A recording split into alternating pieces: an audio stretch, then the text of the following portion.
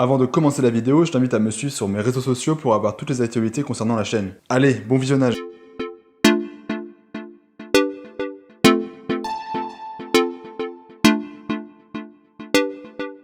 Salut l'équipe, c'est Lobalist. Aujourd'hui on s'attaque à un mastodonte du rugby, je veux bien entendu parler des Springboks d'Afrique du Sud. Bon, vous m'excuserez, le décor est pas ouf hein. J'ai déjà tourné cette vidéo en extérieur, mais comme il y avait trop de vent en fait, ça rendait vraiment pas terrible. Donc va falloir se contenter de ça pour le moment. Avant de commencer, je t'invite à regarder ma vidéo sur la Coupe du Monde de 1995 si c'est pas déjà fait, car je donne déjà pas mal d'infos sur l'équipe d'Afrique du Sud et ça va t'aider un petit peu à comprendre le schmilblick. Tout d'abord, comme à chaque fois, le rugby est importé par les Britanniques. Ça en devient lassant à force hein. Les Anglish commencent à s'intéresser à l'Afrique du Sud à la fin du XVIIIe siècle et au début du 19e. À la base, cette région d'Afrique est peuplée par diverses ethnies dont la plus connue du grand public c'est la population zoulou. Ce peuple va farouchement résister à la colonisation européenne, donc d'abord les Néerlandais puis ensuite les Britanniques. Bien entendu, tout ce que je viens de dire là c'est quelque chose qui est très résumé et la situation est bien plus complexe que cela. Les Britanniques vont progressivement s'emparer de la région non sans mal, devant à la fois lutter contre les Zoulous mais également contre les Néerlandais qui étaient là avant. Et ils entreront plusieurs fois en guerre contre les Boers. Les Boers c'est le nom qu'on donne aux pionniers européens blancs, majoritairement issus des Pays-Bas, de l'Allemagne mais également de la France. Et c'est d'ailleurs pour cette raison qu'encore aujourd'hui, il y a des joueurs sud-africains qui possèdent des noms d'origine française comme Duplessis, Dutoit,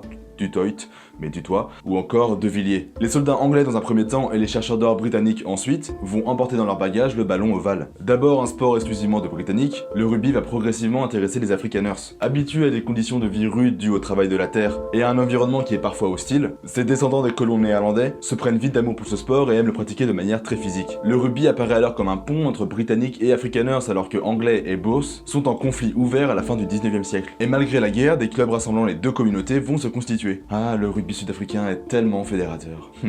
Pas si vite. En 1891, l'Afrique du Sud a l'honneur de recevoir la première tournée des Lions britanniques et irlandais. Cependant, il n'existe pas encore à l'époque de véritable équipe nationale sud-africaine, et les visiteurs vont disputer une vingtaine de matchs victorieux face à des équipes de province, de régions et de villes. Une équipe nationale sud-africaine finit néanmoins par voir le jour à la fin du 19e siècle, et elle se met à disputer des tournées à domicile, mais également en Europe dans les années 1900. Après une belle tournée en Grande-Bretagne en 1906, les joueurs sud-africains commencent à se faire un nom dans le rugby international et ils se font désormais appeler les Springboks. Au cours du 20e siècle, les Springboks se taillent une solide réputation. En pratiquant un jeu certes restrictif, stéréotypé et sans grandes envolées, mais avant tout basé sur un pack très dominateur avec des joueurs physiques et durs au mal. Très vite, ils s'affirment comme les parfaits rivaux des All Blacks, qui eux, à l'inverse, suivent une philosophie de jeu plus axée sur la vitesse, sur le mouvement et sur la technique. Les Springboks occuperont pendant plusieurs décennies les premières marches du classement mondial, jusqu'à la fin des années 60 avant d'être boycottés par les autres nations. Cette exclusion du rugby international est due au durcissement du racisme envers les populations de couleur qui accourent en Afrique du Sud. En effet, depuis les années 50, le pays est plongé dans l'apartheid.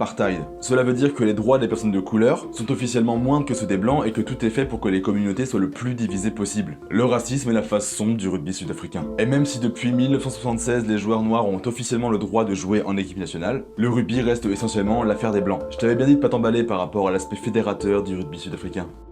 Et c'est toujours un peu le cas aujourd'hui, même si depuis plus d'une décennie de très gros progrès ont été faits, voyant même Siya Kolisi devenir le premier capitaine noir de l'Afrique du Sud. La situation ne reviendra à la normale qu'au début des années 90, avec la libération de Nelson Mandela, ce qui va signer la fin de l'apartheid, et donc le retour du rugby sud-africain sur la scène internationale. La nation arc-en-ciel aura même le prestige d'accueillir la Coupe du Monde en 1995. Et contre toutes les attentes de l'époque, ce furent les Springboks qui la remportèrent. Et si l'incroyable épopée des joueurs vert et or t'intéresse, là encore je t'invite à regarder ma vidéo sur le sujet. Très solide au début des années 2000, les Sud-Africains remportent 3 Tri Nations, mais leur plus grand aboutissement est bien évidemment la Coupe du Monde de 2007, qu'ils vont remporter face à l'Angleterre en finale. 12 ans après leur premier titre, ils sont alors de nouveau portés sur le toit de l'Ovalie, avec des joueurs mythiques tels que Bryan Habana, Peter de Villiers ou Bakis Botha. Depuis, l'Afrique du Sud a traversé des phases un peu plus difficiles. En effet, le rugby a évolué, et posséder des joueurs physiques et pratiquer un jeu à une passe n'est plus suffisant pour asseoir sa suprématie. En 2011, ils sont sortis par l'Australie en quart de finale, et en 2015, malgré un très gros match face aux Blacks, ils se font éliminer en demi. Mais en tout cas, ce fut l'équipe qui donna le plus de fil à retordre aux All Blacks sur toute la compétition. L'après-Coupe du Monde de 2015 a été un peu difficile pour les Springboks. Plusieurs cadres sont partis à la retraite et ils ont dû se mettre en quête d'un nouveau plan de jeu qui serait plus adapté au rugby moderne. Le rugby sud-africain a alors dû se réinventer. Et un nouveau souffle a commencé à se faire sentir avec l'arrivée de Rassie Erasmus, qui avait en charge l'équipe des Lions de Johannesburg, une équipe qui dispute le Super Rugby. Lors de la saison 2015-2016, cette équipe s'est mise à jouer de manière plus fluide, à rechercher davantage les espaces que le défi physique à tout prix, tout en axant son jeu sur la vitesse.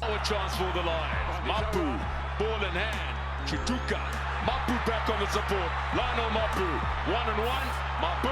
The step. Superb read for himself. Mapu stays strong. Cotnell scores that.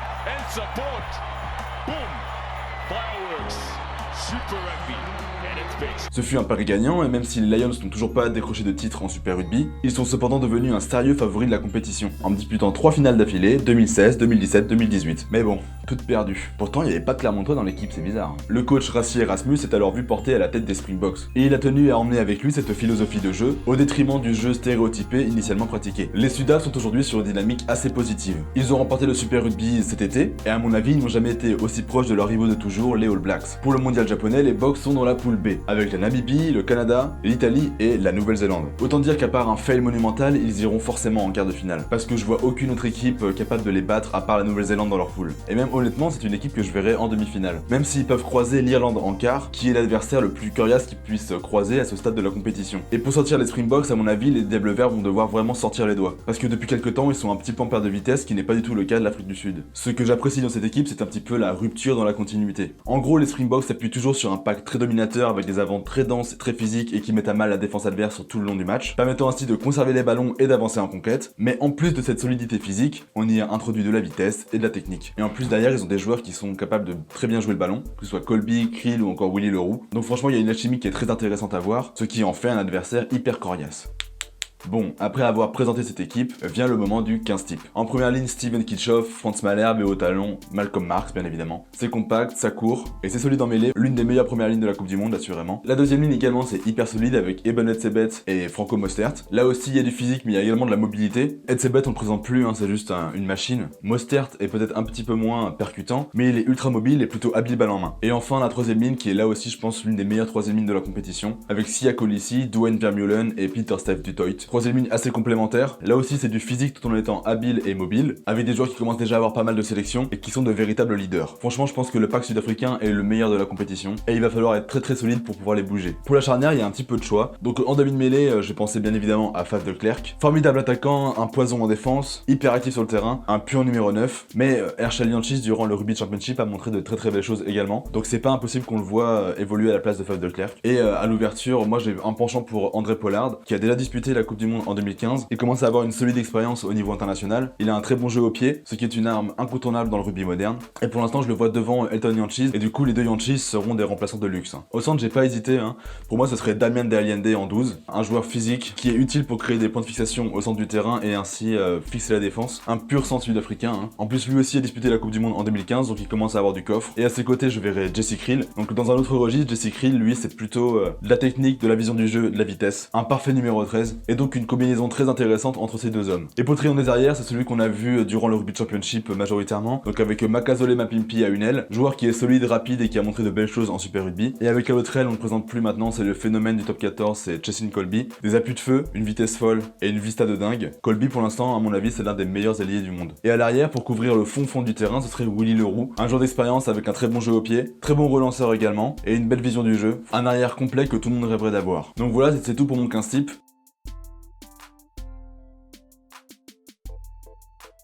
A noter également qu'ils ont quand même une belle réserve sur le banc. J'ai pas parlé par exemple de Quara Smith et de François Lowe qui sont des troisième lignes qui sont exceptionnels pour moi, ni du deuxième ligne Steinman qui a une dimension physique qui est assez intéressante. Pour moi c'est vraiment ce 15 là qui sera le plus solide. Toi dis-moi ce que t'en penses, jusqu'où tu vois les Boks aller dans la compétition. Pour moi clairement c'est l'un des sérieux prétendants au titre avec l'Angleterre, la Nouvelle-Zélande. Je pense que l'Irlande est un petit peu en dessous et que le Pays de Galles est en embuscade. Mais voilà, très belle équipe. Avant de finir la vidéo, je voulais en profiter pour faire quelques petites mises au point avec vous. La FAQ pour les 500 abonnés d'abord. Alors je sais pas si vous l'avez vu, j'ai fait un petit post Facebook disant que maintenant je suis plus proche des 1000 abonnés. Ça se trouve, je suis déjà à 1000 abonnés à l'heure où je vous parle. Et du coup, je me suis dit que ce serait plus symbolique de la sortir pour les 1000 abonnés que pour les 500. Donc vous inquiétez pas, elle arrive. Et ensuite, je voulais vous dire que c'est la dernière vidéo spéciale Coupe du Monde que je fais. Tout simplement parce qu'après, j'aurai pas le temps de faire d'autres vidéos spéciales Coupe du Monde. Ça prend beaucoup de temps à faire. J'ai recommencé les cours et les rugby, donc j'ai plus autant de temps qu'en vacances, évidemment. Mais vous inquiétez pas, je compte bien parler des Fidji, du Japon et même de l'Italie ou des Samoa dans une autre vidéo. Un truc un peu plus léger et plus ouvert au débat. Je suis très content d'avoir pu faire cette série avec vous. J'ai pu faire évoluer le format parce qu'au début c'était pas terrible. Et j'ai pris beaucoup d'expérience, que ce soit en montage, en écriture et en rythme. Franchement ça m'a beaucoup plu de faire ça. Et j'espère que ce contenu là aussi vous plaît. Vous êtes de plus en plus nombreux à rejoindre la chaîne. Et du coup c'est cool parce qu'en commentaire on commence à avoir des débats. Il n'y a plus que moi qui parle avec vous, mais vous parlez aussi entre vous. Et ça je trouve ça intéressant à voir évoluer. Parce que mon but c'est vraiment de créer une communauté rugby. Donc voilà, ça commence à se faire petit à petit et je vous remercie de votre présence. Bon voilà, c'est à peu près tout ce que j'avais à vous dire. D'autres vidéos vont sortir au cours du mois de septembre. J'ai plus qu'à vous dire à la prochaine. Et n'oubliez pas que chez nous le rugby, c'est une coutume.